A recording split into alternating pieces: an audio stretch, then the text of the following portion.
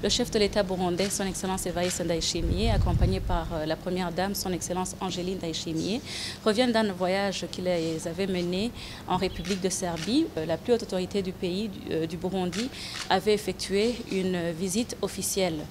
Lors de sa visite, il a pu s'entretenir avec son homologue, son Excellence Alexander Vučić,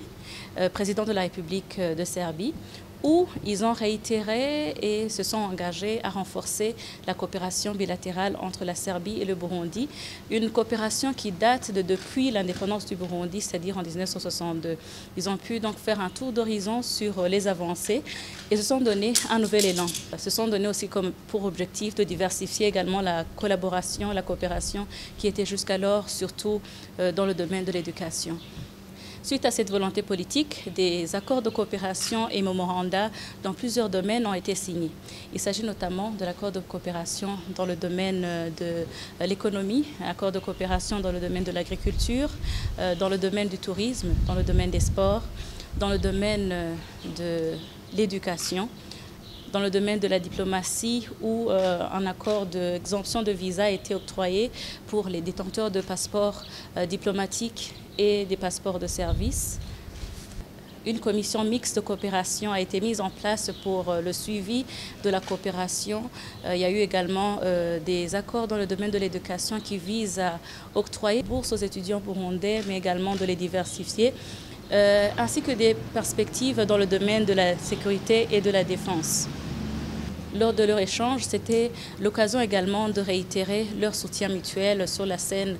internationale et régionale. À cet effet, son Excellence le Président de la République du Burundi a réitéré le soutien du Burundi à la Serbie en ce qui est de la question du Kosovo, où il a rappelé que le Burundi est un État, un pays respectueux de la Charte des Nations Unies, qui respecte l'intégrité territoriale et la souveraineté des États, et qui déplore toute tendance concessionniste. Du point de ce fait, il soutient entièrement la position de la Serbie sur la question du Kosovo, qui est considérée comme partie intégrante de la Serbie.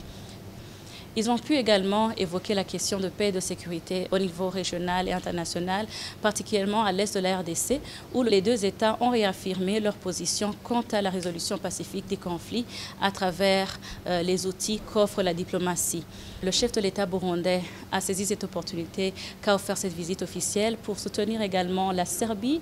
quant à l'organisation de l'Expo 2027, un grand événement qui est très attendu et où le Burundi a déjà confirmé sa participation. Après leur rencontre, premièrement en tête-à-tête et après une rencontre élargie, les deux chefs d'État ont pu s'adresser à la presse pour réitérer le renforcement de l'amitié et de la coopération entre leurs deux pays et leurs deux peuples. En marge de cette visite, son Excellence Evariste Ndayishimiye, président de la République du Burundi, s'est entretenu également avec la présidente de l'Assemblée nationale de la Serbie. À cet effet, ils ont pu échanger sur des questions d'intérêt commun multisectoriel qui touchent directement la préoccupation et les préoccupations de la population et analyser ensemble comment ils peuvent fructifier les accords qui ont déjà été signés reflétant la volonté politique des deux chefs d'État pour que le peuple serbe et le peuple burundais puissent en tirer profit, puissent vraiment tirer avantage de ces accords qui ont été signés. Lors de sa visite, la présidente de l'Assemblée nationale de Serbie a fait visiter à son Excellence Evariste Ndayishimiye le palais, l'hémicycle de Serbie, qui est un grand monument historique et qui a un sens culturel en Serbie et qui a été érigé au temps de la période de Yougoslavie. La visite officielle du président burundais en Serbie a également donné l'opportunité au chef de l'État de partager l'expérience avec la République sœur serbe dans les domaines de développement où ils sont le plus avancés, mais également de découvrir l'histoire et les grands lieux et monuments culturels de la Serbie. C'est dans ce concept que le chef de l'État burundais a visité le monument des héros inconnus et a rendu hommage aux soldats tombés sur le champ de bataille dans la quête de l'indépendance de la Serbie. Le chef de l'État burundais a également visité le musée de Yougoslavie et Maison des Fleurs où il a rendu hommage au maréchal Josip Broz nommé Tito, qui est une grande figure historique et un grand nom qui a joué un très grand rôle dans la libération de la Serbie. C'est un grand homme également qui était très proche du peuple africain, où par ailleurs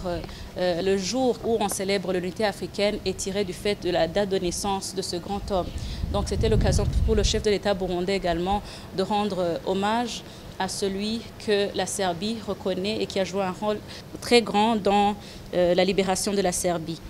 Au niveau des secteurs de développement, le chef de l'État burundais a visité l'Institut Vlatakom, qui est un grand centre de recherche et de développement des nouvelles technologies, mais orienté dans la sécurité des airs, la sécurité de la mer, la sécurité sur terre, que ce soit dans le développement des logiciels spécialisés, mais également du matériel de guerre. C'était l'opportunité également d'évoquer et d'échanger sur les perspectives de collaboration, de coopération dans le domaine de la sécurité et le domaine militaire. Le chef de l'État a visité également le parc technologique et scientifique de Belgrade, qui est un très grand incubateur pour les jeunes qui ont des projets, des initiatives d'innovation technologique et qui sont accompagnés pour les concrétiser. Aujourd'hui, ce centre est comme un berceau de naissance de plusieurs entreprises et sociétés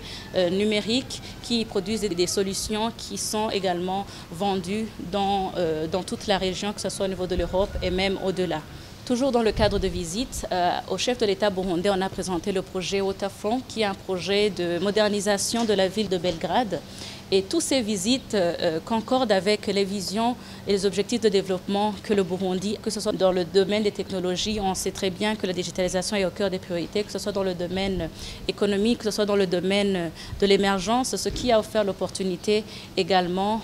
d'aborder, d'ouvrir une fenêtre pour des coopérations gagnant-gagnant dans le chemin vers le développement. Je ne saurais conclure sans souligner l'accueil combien très chaleureux, extraordinaire qui a été réservé au chef de l'État burundais, son Excellence la Première Dame, par le président et la Première Dame de Serbie, ce qui y a témoigné de l'amitié, de la fraternité et du lien très proche que le peuple, le président et son épouse